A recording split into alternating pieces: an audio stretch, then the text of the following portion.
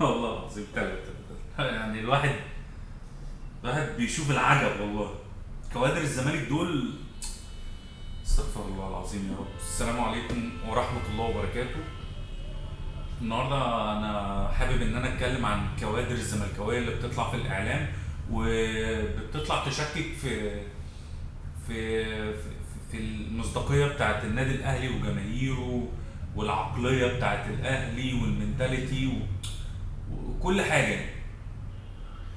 امبارح او مش امبارح، من قيمه فتره كده زمنيه بسيطه، كنا بنتكلم عن لاعب كره قديم برضو، او لسه في الفتره دي بيلعب في الاتحاد الليبي تقريبا، او ايا كان في الدوري الليبي. اسمه احمد ياسر تقريبا. طلع كان بيتكلم عن كادر من كوادر الزملكاويه، اللي هو كان مدير فني ل ل لمدير او البنك الاهلي تقريبا، كان اسمه مش عارف ايه، مصطفى كده، طلعت مصطفى تقريبا. مش عارف ده بتاع بنك او عشان بنك فطلعت مصطفى، فمش جايه، فاهمني. كان بيتكلم على انه بياخد فلوس زياده من اللعيبه عشان تلعب في التشكيله الاساسيه، وده النظام الفاسد اللي انا بتكلم فيه. وعلى راسهم اتحاد الكوره. اتحاد الكوره اللي بيعين اشخاص زي كده، وبيديها رخص ان هي تدرب في دوري زي الدوري المصري. كادر تاني زي كادر مثلا اعلامي زي بندق او الشهير بخالد الغندور تقريبا. ده ولا في مصداقيه، ولا في مهنيه، ولا في اي حاجه خالص. بس كادر من ضمن الكوادر الزملكاويه اللي ليه مشجعين بالمناسبه يعني. كادر تاني زي احمد حسام ميدو، الزريط العالمي، اللي طالع بيتكلم عن النادي الاهلي ويقول لك اصل التحكيم بيجامله، اصل الفرقه المنافسه، اصل الدنيا مش عارف ايه ايه.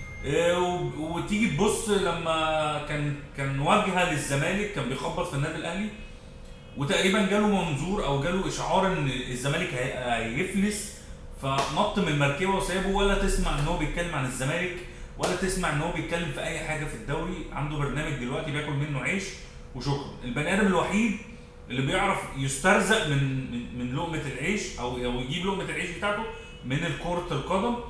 وعامل النادي الزمالك ليه شماعه. لو ما بقاش اعلامي، يبقى متحدث الرسمي باسم الزمالك.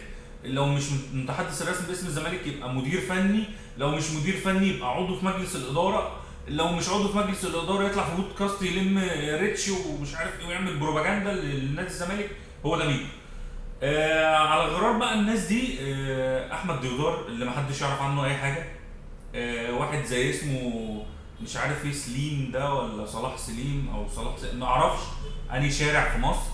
برضو بيتكلم عن الزمالك عن الاهلي بطريقه مش اي حد دلوقتي ما تعرفوش اي حاجه يطلع يجيب جمله الاهلي بين قوسين. مش فاهم ليه. فدي العقليه اللي احنا بنتعامل معاها، ودي العقليه اللي احنا بنتكلم معاها، او المفروض ان هي بيبقى في حوار داير ما بين الزمالك والاهلي. ودي الكوادر، واخرهم اللي اسمه مش عارف دونجا ده ولا ما اعرفش ايه، اللي هو بتاع الايموشنات الغريبه دي. مش عارف انا الناس دي يعني يطلع لك واحد زملكاوي يقول لك اوب، لا لا دونجا عمل حلقه بوم دي بتش طخ مش عارف ايه، ده بهدل شادي حبشي مش ايه، يلا تخش تبص تلاقي حلقته كلها رياكشنات. ايه ده. الراجل بيكلمك في مصايب عندك، وبيكلمك كوره، وبيكلمك نواقص وزفت وقيد وقرف، وتفتح وتقفل بمزاجك ومش عارف ايه. وانت ايه يا اسطى ده؟ هي دي كوادر الزمالك؟ هي دي ال 101% صفوه؟ هو ده الجمهور اللي مش عارف ايه؟ هو ده ايه؟ لا، هي مش كده. فانا بسمع اليومين دول ان في يقول لك قطبين ومش قطبين. يا جماعه الاهلي مشرف نفسه ومشرف مصر ومشرف اسم مصر جوه مصر وبره مصر. مفيش حاجه اسمها منافس تاني. ما انا اللي يقول لك اصل الزمالك قطب، اصل بيراميدز شال مكان الزمالك، ولا زمالك ولا بيراميدز ولا اسماعيلي ولا اي حد بشوفه، هو النادي الاهلي فقط لا غير.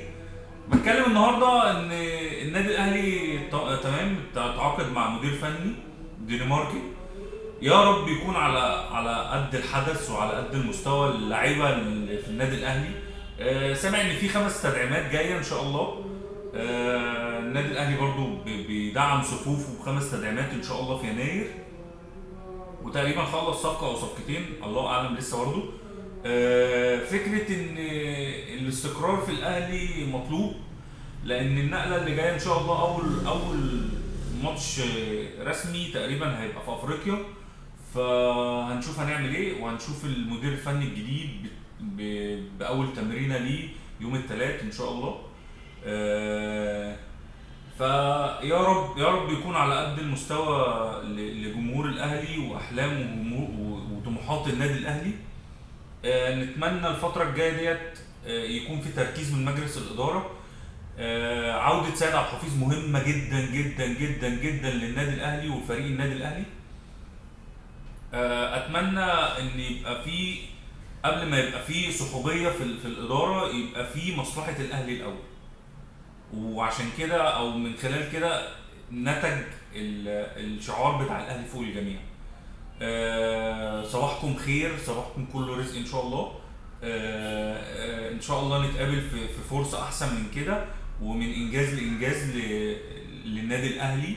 وبشكر جماهير النادي الاهلي ان هي واقفه في ظهر النادي الاهلي ومش بتصدق اي كلمه، طبعا عكس الناحيه الثانيه اللي بيلموا تبرعات دلوقتي والكهرباء بتقطع عندهم عشان ما بيشحنوش. ففرصه سعيده، وان شاء الله نتقابل في جو احسن من كده. السلام عليكم.